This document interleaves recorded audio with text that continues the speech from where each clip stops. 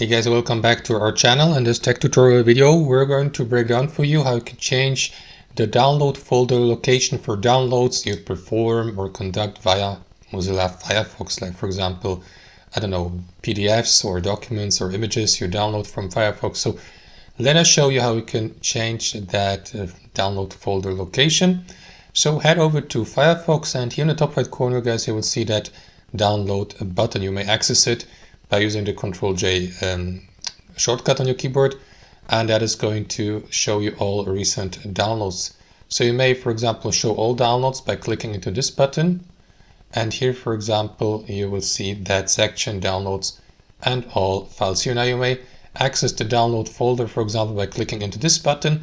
If you'd like to change that folder, guys, on your device, you will need to access your browser settings here on Mozilla. To do that, click into these three lines in the top right corner, and from the menu, select Settings. Here, inside your settings, head over to General in the top left. Scroll down a bit till you get to the Downloads section here. And here, simply click into Browse. And after that, select a new folder on your device to make it your new download folder. Save files too. So that's how you do it, guys. Thanks for watching. Hope you enjoyed this video, got some real value from it, and we'll catch you later.